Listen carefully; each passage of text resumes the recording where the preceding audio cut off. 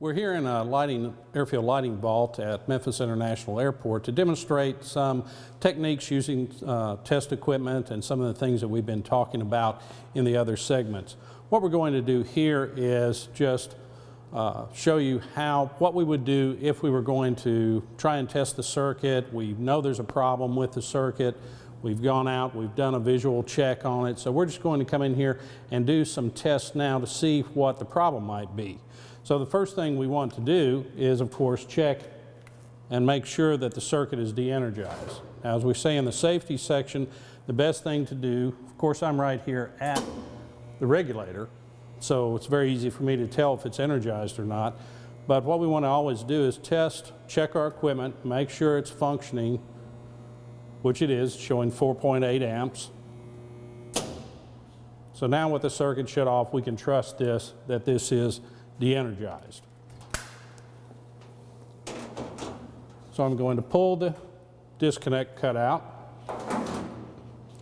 And the first thing that we want to do is check to see if we have proper continuity in the circuit. Make sure we don't have an open circuit in the field somewhere. So to do that, best instrument for doing that is once again back to our trusty volt ohm meter. And we're going to be checking for a low amount of resistance. I said in earlier that normal resistance in an airfield lighting series circuit is between 20 and 70 ohms. So we're going to be looking for a low resistance, so we have our meter set on R times 1. And we're going to check and make sure that meter is zeroed properly. Now we'll simply get across the output circuit. And we see that we do have a good circuit here. We're getting a reading of approximately 25 ohms. So we do have a good complete circuit here, so we know that the circuit in the field is not open.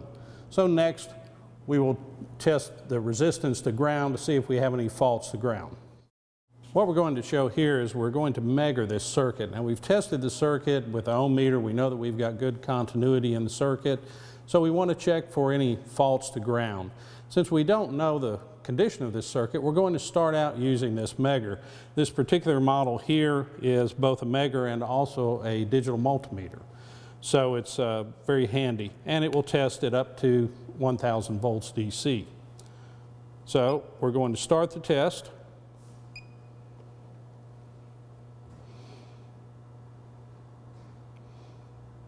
This looks like a pretty good circuit.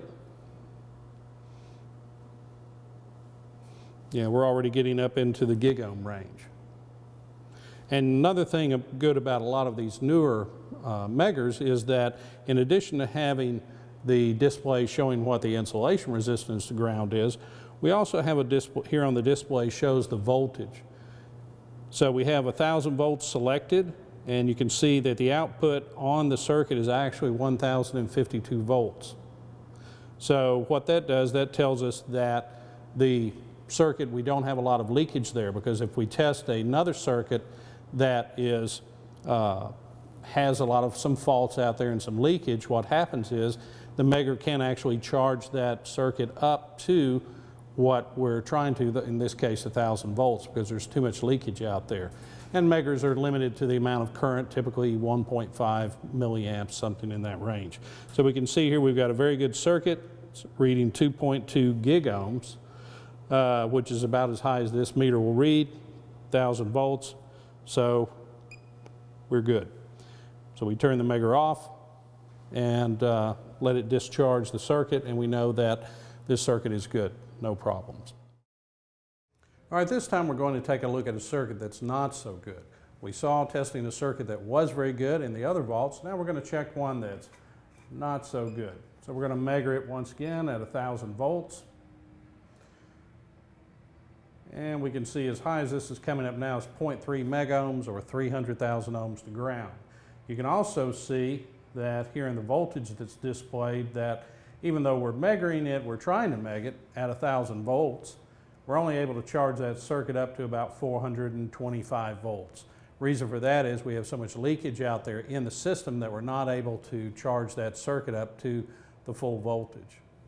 So at this point, when we have a circuit that's reading less than 1 megohm, we want to go out and do some preventive maintenance or troubleshooting on that circuit, what we're going to see is that really we're better off to switch to using this meter here, our regular analog volt-ohm meter. So we'll switch this out.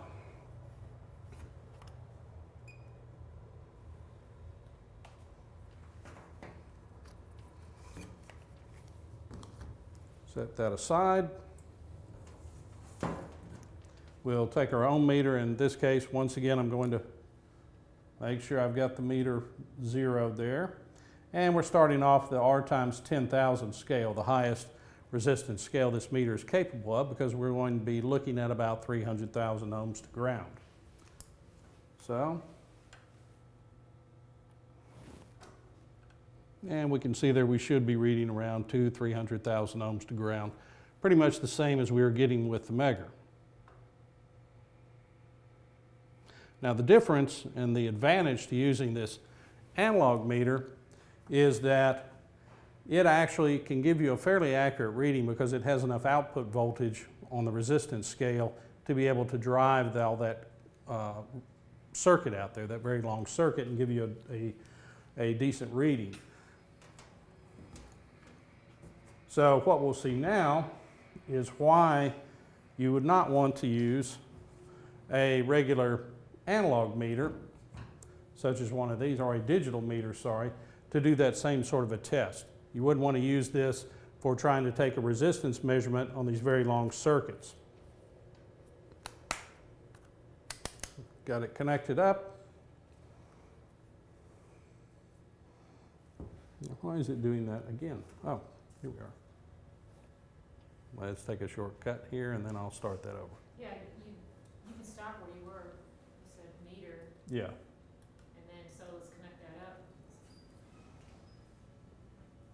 So now we're going to see why we don't want to use a digital meter on the resistance scale, because you can see here these meters, generally a digital multimeter, doesn't have high enough of a voltage output to actually drive that whole circuit and give you a correct reading. You can see here we already know that this circuit is only reading about 300,000 ohms to ground. But with a digital meter set on ohms, on resistance, it's telling us that there's 1.7 megohms. So this is incorrect. So we would not want to use a digital meter out there in the field for trying to troubleshoot a low resistance. That's why you want to rely on that analog meter. Here we have a Siemens ADB constant current regulator. This is a ferro-resonant design. And just take a quick look inside the front door here. And you can see you have all of your low voltage components, the power coming in, your SCRs, and your control board. And the control board, as I've said on many of these newer design regulators, is nice because it's the same board no matter what size regulator. So for troubleshooting purposes, you can take this board out, put it in another regulator. Also, another thing about this particular model is that you have one small 10-turn potentiometer here on the board that you use to adjust all of the output settings. Basically, you would turn the regulator up to max output, in this case 6.6 amps, and you would adjust that to where you had exactly 6.6 amps, and that adjusts all 3 or 5 steps on the regulator. Now I'm just going to demonstrate what we've talked about earlier, is that to have good accuracy of being able to measure the current on these output circuits, which is very critical with our incandescent lamps, it really depends a lot on what sort of clamp-on device you're using. This one is very accurate. This is the one that would normally come with these meters, not quite accurate enough for our usage. So I'm just going to clamp these around the circuit there. The regulator is already turned on, max output 6.6 amps. You can see here we've got 6.6 amps on this, but on this meter we're reading 0.3 of an amp low, and that's typically what you'll find. And just to demonstrate that it's not the meter, we can swap the clamp-ons from one meter to the other.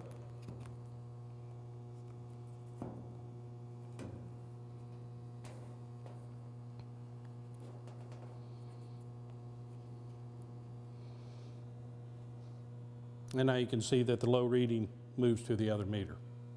And you'll find this to be typical with most of your clamp-on devices, even some of the smaller ones. So you have to be very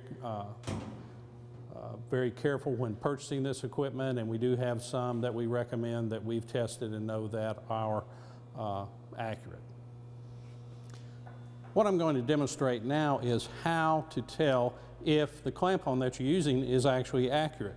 And what I've set up here is a simple test where we have our series circuit transformer connected to the regulator, connected in the circuit, and I have this secondary extension cable here, such as you would use perhaps for a sign installation or something. And what I've done is split the insulation in the middle and broken one side of it, attached these two banana plugs, and I've got it plugged directly into this meter. So we're running the current directly through the meter. And with most all of these digital multimeters, you can run up to 10 amps of current directly through the meter. So what we're doing here, we're getting a very accurate depiction of the actual output current of this regulator, because we are not using a clamp-on, which is the weak link in taking these measurements. However, once this is set up, now by taking a clamp-on and another meter such as this power quality analyzer or any other meter that you have, and a clamp-on that I want to check the accuracy of, I can clamp that around the other conductor and see if that number agrees with this one. In this case, we're measuring 6.65 amps on this meter that we're testing directly, 6.64 here, so we're only 1/100th off. So that shows that this is a very accurate setup here. Now, to show you the difference, we'll go back to our other meter here, and all of these are true RMS meters, so the accuracy problem is not in the meter, it's in the clamp-on.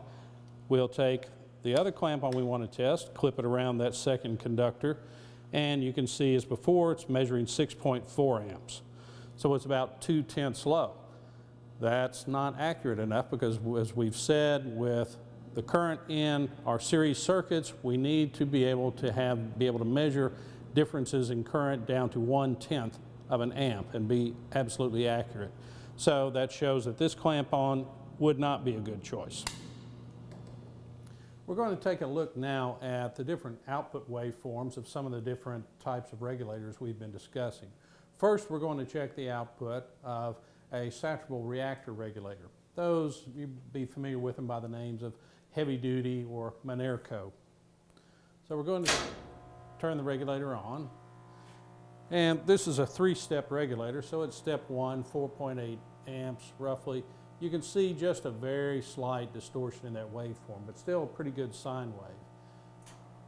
Now as we turn the output up to step 2 and then step 3 with the added load on the regulator, you can see how you get a perfect sine wave out of that.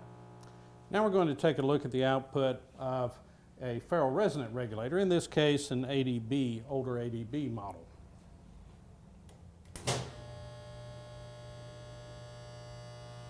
Once again, a 3-step 6.6 amp regulator, and we can see with this design we get a good smooth sine wave output out of this regulator on each step. Now we're going to take a look at the output waveform on a couple of series or thyristor style regulators, and you'll be able to see the difference there because of the SCRs being in line with the actual input to the transformer and switching that current on and off. Instead of getting a good smooth sine wave, we get this very chopped sawtooth wave. So you can actually see here where the SCRs are turning the current on and off on each half cycle. Now you'll notice right now this is another 3-step 6.6 amp regulator. So as I've mentioned, regulators are more heavily loaded the higher, more current they put out. So we'll see this timing actually shift a bit as the SCRs are gated on for a longer period of time as I go up in the steps from step 1 to step 2. You can see that off period shortening up a bit, and then step 3. So here we've got something with a longer on period for the SCRs. So this regulator is fairly well loaded, but you can see it's still nothing that approximates a sine wave. Now if this regulator were actually fully loaded and we're operating it at maximum output, 6.6 amps. The SCRs would be firing pretty much all the time. So you would notice two things. One, that this would almost be a good sine wave here because the SCRs were turned on all the time. And the other thing you'll notice about that too, if you have an SCR style regulator that's fully loaded, when you turn it up all the way, it gets very quiet. You don't hear as much of a hum because those SCRs are not switching on and off. So now let's turn this one off. And let's move over to the next one.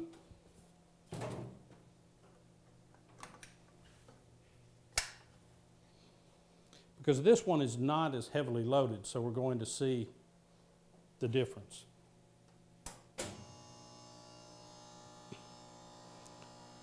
On step one, you can see very bad output waveform. This is what causes a lot of harmonics back into the system and so forth, because it's less loaded, and especially at the lowest step, which is where we're normally operating these circuits, the SCRs are only firing for a very short period of time. So you've got a lot of off time there. So you have this very jagged output waveform. Let's go to step two. We can see not a lot of improvement there either. And finally, 6.6 amps max output. SCRs are on for a longer period of time, but we still have this very jagged sawtooth output. Still nothing that looks like a good sine wave. So if you have a concern about harmonics and so forth, these regulators might be a concern to you.